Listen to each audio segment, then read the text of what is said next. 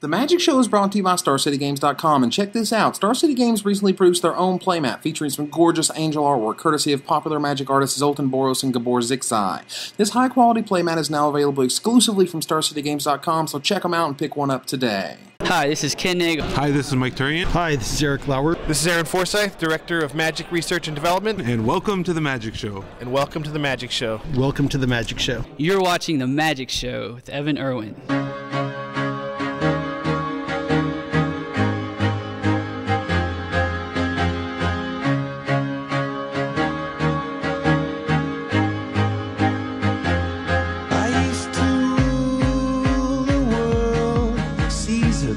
When I gave the word, now in the morning I sleep alone.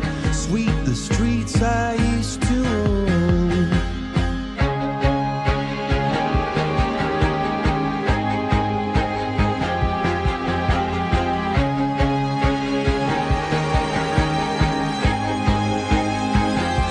I used to roll the dice. Huge. I think it's the most important thing ever. All but 2 matches that I actually played, one of my opponents made a very bad mistake that could have lost him the game. I think that because every game at a Pro Tour matters so much, you can't afford to lose games by virtue of your own ability. You're going to lose games due to matchups or due to not getting a good draw or whatever. But if you lose one game at a Pro Tour, not even a match, one game at a Pro Tour due to something that you could have avoided in testing, your tournament's shot. It is very important. Like, some people never play testing. Raphael Levy, for instance, before every tournament comes say, who has a deck? The guy's really very, very skillful, so he still manages to get good results, but most of people can't do that. I think it's pretty important. Like, there's so much you have to figure out that you can't do it all the first time during the tournament. You have to have something on your mind already, like those hands I'm mulliganing against this deck, and against this deck I should play Thoughtseize or Visions turn 1. It's so many things to figure out right at the moment. So you should probably play a lot to have those already figured out. Practice in general is important in every format. Like in my heyday, if you will, from the moment one Pro Tour ended till the next one started, I was practicing. Like, so, I'd maybe take a day off after, finishing top 8 in a Pro Tour, but then I'd immediately all right, what's the next format? Let's start working on it type thing. Practice in itself is really important, but practice against good players is also really important. And now, with the availability of Magic Online to give you unlimited hours as well as access to top players, like, that practice really pays off. Before this tournament, I never really practiced for anything. I thought I had, but I didn't understand, how testing really worked. Practice is extremely important. Our main deck would be about 5 cards different if we played, say, 200 games with the deck instead of 1,000 games with the deck. That's a huge difference. I don't think testing is that important. You want to play some games, you want to have fun. That's the thing, Magic's fun. You don't want to be like, oh, I gotta, go test for 4 hours a day and send an Excel spreadsheet to my friend of what happened. You just play some games. If you like the deck, play it. If you practice really, really, really hard, someday you'll make it into heaven. Wait, no. I mean, someday you will be socially accepted among your peers.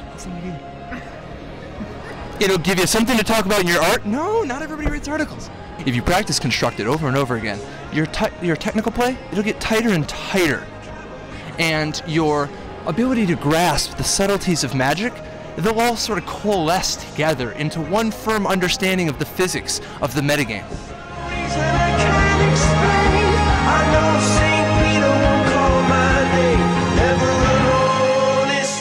Playtesting is going great.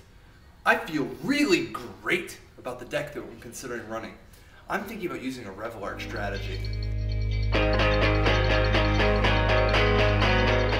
His voice is so weird. I've never met the guy, but I watch his videos. I'm Evan Irwin, and you're watching The Magic Show.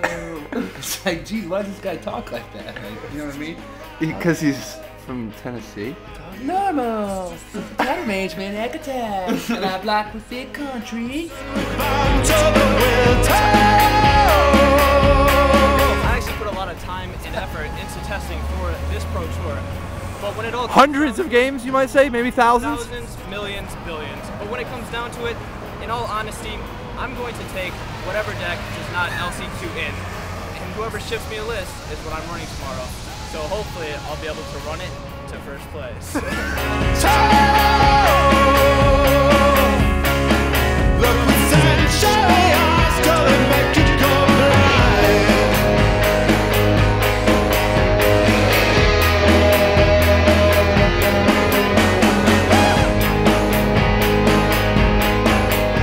I did. You did? I did. Are you happy with it now? I prefer if it weren't a fairy. I don't really like the fact that it's always there to champion, kind of. And the Scion, I don't like the fact that, you know, you have your enchant removal, it comes out, but it's got Shroud, or you try and kill it and it gets Shroud right then.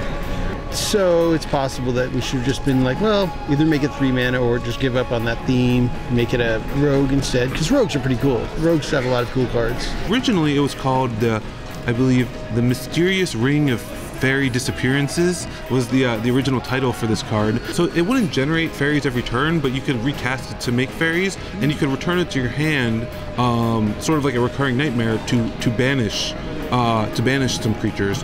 For however good you think Bitter Blossom is, that card was twice or 3 times as good, because it's just this unkillable enchantment that's spitting out fairies and, you know, and killing off things. I mean, it was, you know, it was quite ridiculous. So we sit down and we're like, you know, what is the essence of this card? And the essence was the stream of fairies, right? That the fairies just keep coming. I mean, black is very much deal with the devil. So it's like, what's deal with the devil? Oh, losing a life a turn. It's like, yeah, you get the fairies, but, you know, I mean, I'm sure your opponent's been at 1 and you're like, ha ha ha, the Bitter Blossom's gonna get them. And we're like, oh, let's try it at 2, right? Because, I mean, honestly, we did not feel that a fairy a turn was as powerful as a card a turn from the arena, right? So it's like, oh, we'll try it a little cheaper, and, you know, we play tested it and it just stuck at 2 mana. I mean, the card was made with very good intentions. Keep Mystical Teachings honest. Like, don't let slow control Wrath of God decks take over. We didn't kind of like how Time Spiral Block played out. So we said, let's make a threat that's really hard for them to deal with. Cranks out creatures. It has a cost associated with it. Aggressive decks should be able to fight against it.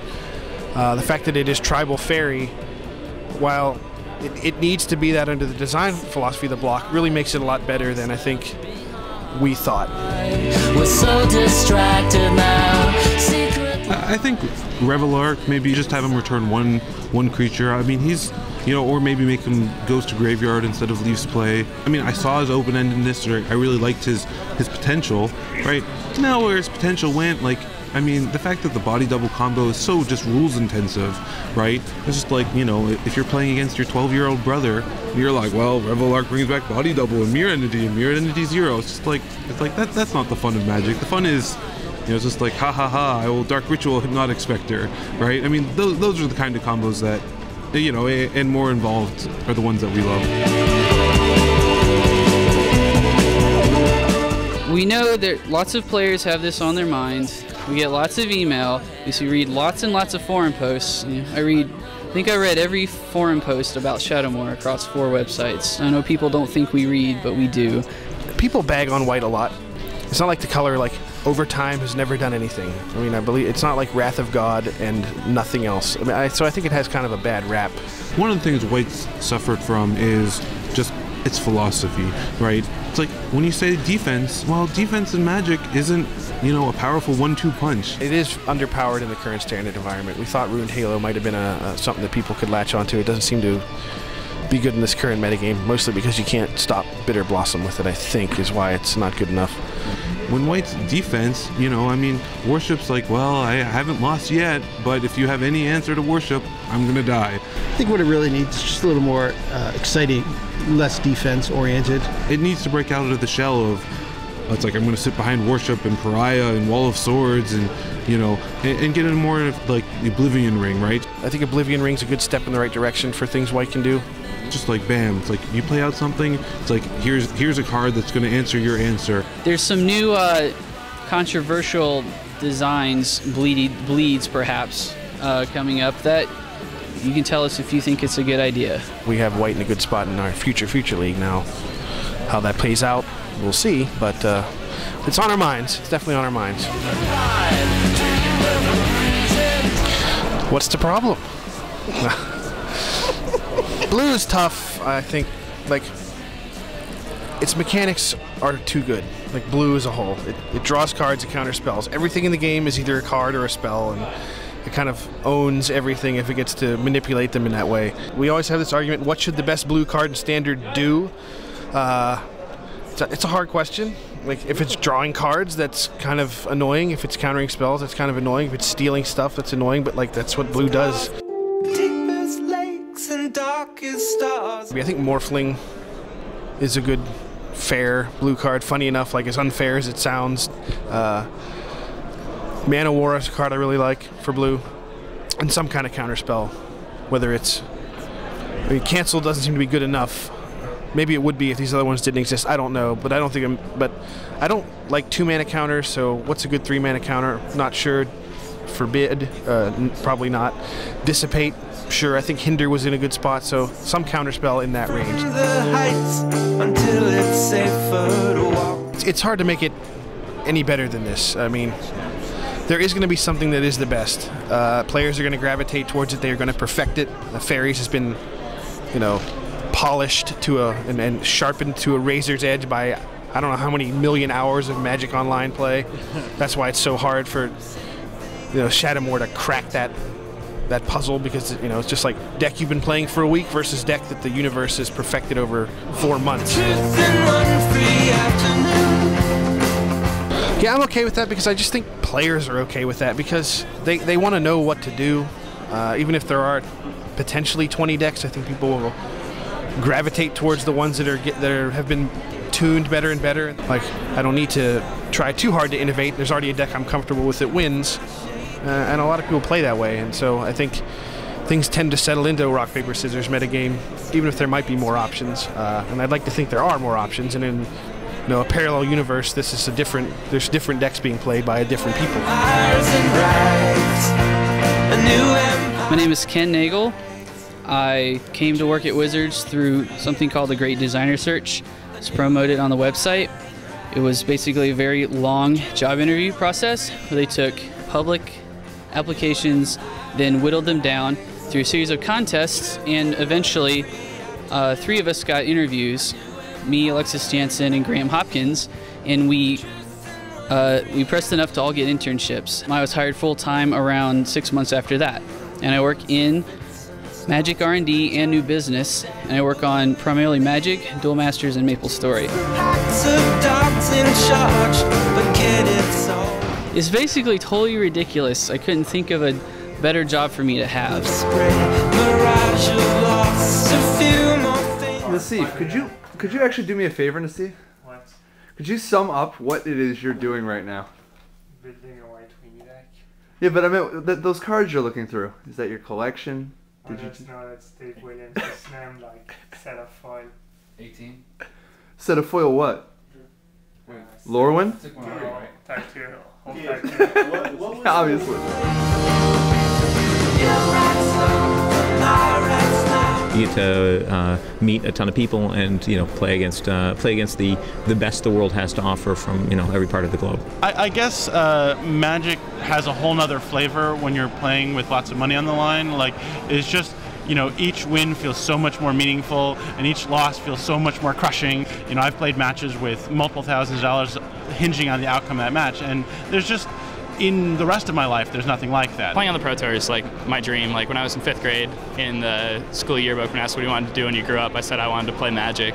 So I'm like in a pretty good place right now. So it's really good. I like seeing my friends. I also like the competitive aspect of it. Even like Evan Oren, like he makes the Pro Tour a lot more fun. Just because I know when I go home, I get to watch myself on TV. The best part about playing at the Pro Tour is talking to Evan Irwin. Oh my God, you gotta understand, sometimes when I'm at home with my journal, I'll be sitting there writing and I'll be like, man, I sure hope I get to talk to Evan Irwin at the next Pro Tour. The best part about playing about the Pro Tour has got to be the good times afterwards. I get to travel, I get to see people, like friends, people who have the same hobbies I do, who think like I do. I think it's just like, this table where it's, 2 matches per table. Like every other tournament I go to, it's like 4 matches per table, and that is just miserable. It's just like, it all looks nice, it's well run, it's just perfect. I love Pro Tours so much. I think everything, like you get to go to lots of cool places, like there's so many awesome people. This is one of the highest levels of intellectual activity that you can engage in. I mean, meeting people all around the world is incredible. But even more than that is the camaraderie you get when you or somebody else is really doing well at the tournament, you figured out something that like maybe other people have missed. Maybe you've just tuned something very well, and just being a part of, you know, everybody else's success, I think is the coolest thing.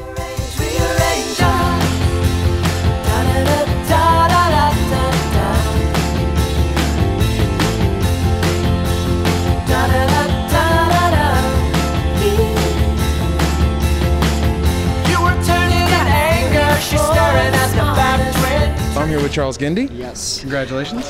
Thank you, thank you. It's amazing. It's a great feeling. It's a lifelong dream, you know? I've been wanting to be in the Pro Tour top 8 for as long as I knew there was a competitive Pro Tour, so it's a dream come true. Well, my friend Ken Kroner told me to play rock. He's like green-black always will make money at a Pro Tour, and if you're good at Magic, you'll probably do better than that. Portion case, Gerard Fabiano won with the rock at the last Grand Prix that was extended. It's just a solid deck. Your matchups are never worse than 50-50, and I guess unless you're playing against Revelark, I didn't expect any Revelark throughout the weekend though. But play a lot, and don't just assume you always make the right play. There's lots of different options in the game, so try to criticize yourself as much as possible to make yourself better. And when you make a mistake, try to learn from it. That's the best. That's what I've always done since I started playing, is always learn from your mistakes. If I make a mistake once, I will not make it again, I promise you. Absolutely. Well, congratulations. Thank you very much, man.